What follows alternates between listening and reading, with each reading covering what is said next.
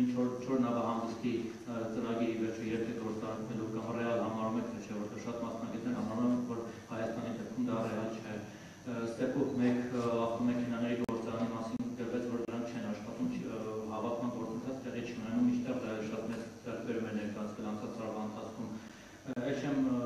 խոսում, որ ժամանակն խոսում էր Չարենցավանում վերելակների գործարան կառուցելու մասին, Մերձավանի էլեկտրատեխնիկայի գործարանը աշխատեց, Վանաձորի գազավարումների գործարանը, ու այսպես շարունակ բազմաթիվ գործարաններ պետք է բացվեին կամ բացվեցին ու հետո չաշխատեցին։ Սրանց բացատրությունը ո՞րն է, պարոն Տեր-Պետրոսյան։ Եվ եթե թվային տվյալով ունեք ձեր ձեռքի տակ, կարող եք ասել 2023 թվականի ընթացքում քանի աշխատատեղ է փակվել եւ քանի աշխատատեղ է բացվել եւ հատկապես արցախցիների հոսքը հաշվի առնելով նրանցից քանիսը տեղավորվել է բացված աշխատատեղերում։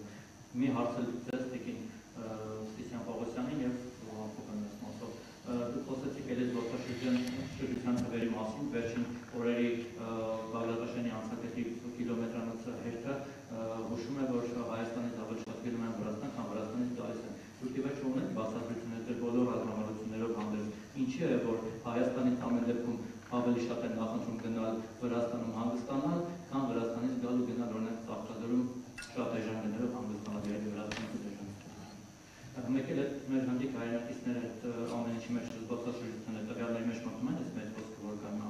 Հնդկաստանից այդ 1%-ը որ ասացիք Դուբայի միջոցով գալիս, Դուբայից գալիս են։ Ի վերջո Հնդկաստանից են գալիս, թե Դուբայից, չարը Դուբայ գալիս են Հայաստան։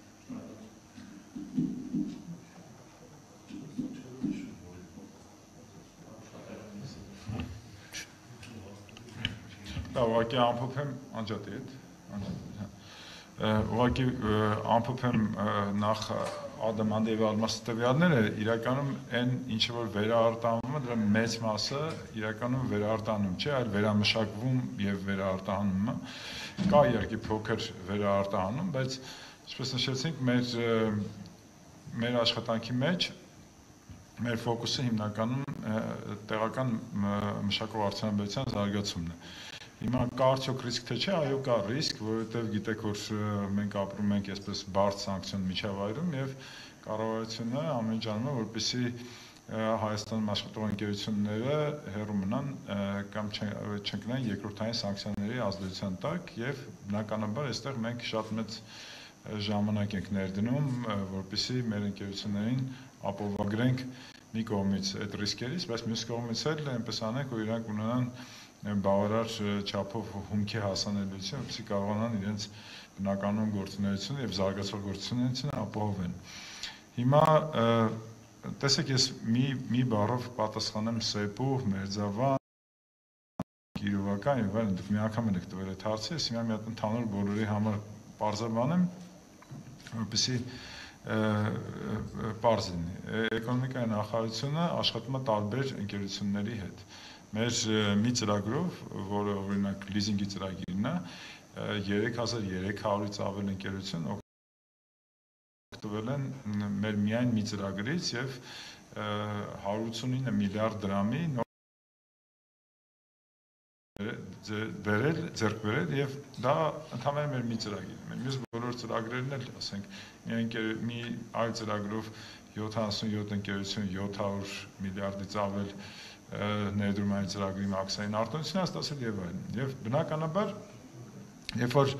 մենք ստանում ենք առաջարկներ կամ երբ որ մենք փորձում ենք օգնել ինչ-որ ընկերությունների տարբեր հարցերում, այդ թվում նաեւ գնալ գործարաններ, բացել գործարաններ եւ այլն, ապա մենք դա անում ենք, որպեսզի խթանենք եւ խրախուսենք այդ գործարաններին եւ բնականաբար մենք այդ ոչ գործարանների տնօրեններն ենք, ոչ էլ տերերն ենք, հա, մենք ուղղակի մեր աջակցությունն ենք ցույց տալիս բազմաթիվ ընկերություններ։ Եվ եթե դրանց մի մասը հետագայում ձախողվում է, դա նորմալ է, աշխատանքային process է եւ այդտեղ ոչ մի մեծ խնդիր չկա։ Կշերքի մի նժարում մի քանի ընկերություններ է, որի անուն դուք տալիս եք։ Մյուս նժարում հազարավոր ընկերություններ է, որոնք օգտվում են մեր արտոնություններից եւ բավականին հաջող աճում են ու աշխատում են, դրա վերաբերյալ տվյալներն էլ կա, եթե կուզենաք կարող են կիսվել։